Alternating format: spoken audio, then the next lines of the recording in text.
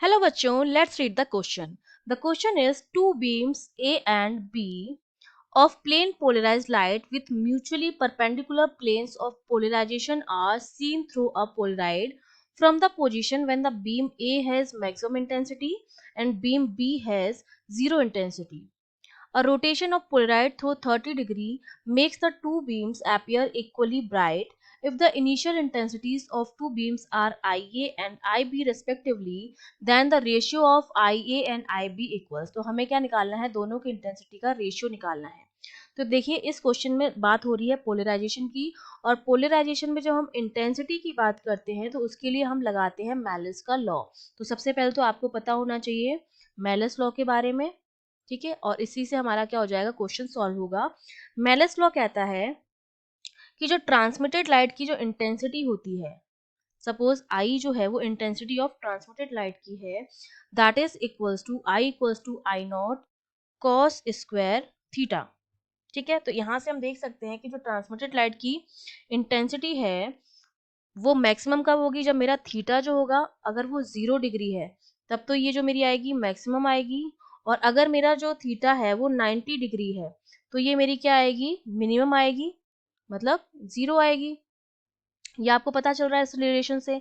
अब हमें दे रखा है कि जो इनिशियल पोजीशन है पोलराइड की वो इस तरह से है कि ए की मैक्सिमम इंटेंसिटी है और बी की क्या है, मिनिमम है. तो इसका मतलब पोजीशन कुछ इस तरह की होगी. इनिशियली में हमने मान लिया कि ये जो है वो ए की इंटेंसिटी है आई ए और ये बी की इंटेंसिटी है आई बी.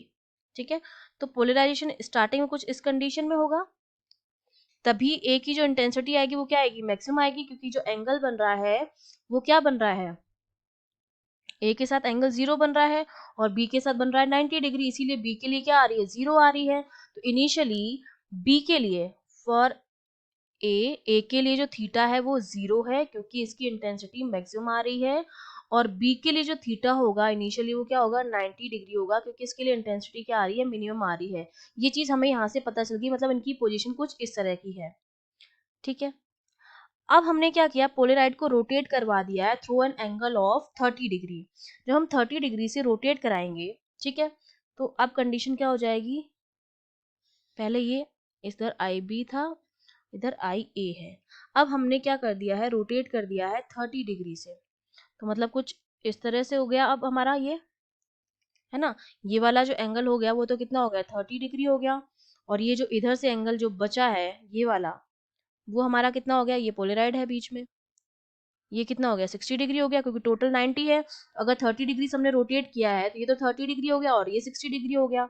अब एंगल जो हो रहा है बी ए की डायरेक्शन में जो एंगल आ रहा है वो तो कितना आ रहा है, 30 डिग्री आ रहा है, और बी के साथ कितना बना रहा है, 60 डिग्री का एंगल बना रहा है. तो अब ए के लिए जो एंगल है थीटा वो है 30 डिग्री, और बी के लिए जो एंगल आ रहा है वो कितना आ रहा है, 60 डिग्री आ रहा है. आपको दिखाई दे रहा है कि बी की एक्सिस ये वाली है, उसके साथ 60 डिग्री का एंगल बना रहा है, और ए की जो एक्सिस है वो ये वाली है, उसके साथ 30 डिग्री का एंगल बना रहा है. अब हम मेलिस लॉ लगा देंगे सिंपली.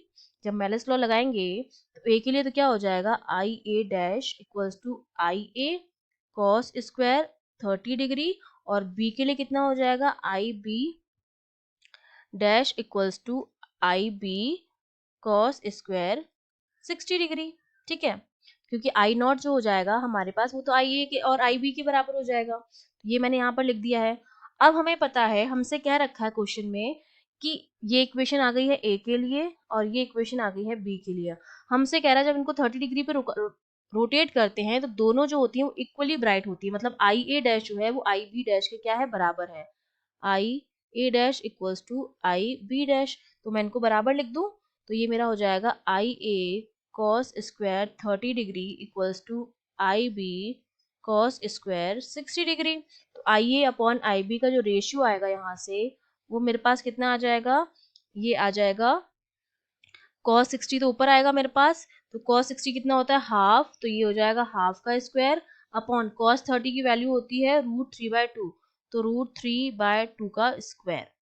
इसको हम सॉल्व करेंगे तो I A upon I B की जो वैल्यू आती है फाइनली वो हमारे पास आ जाएगी 1/3.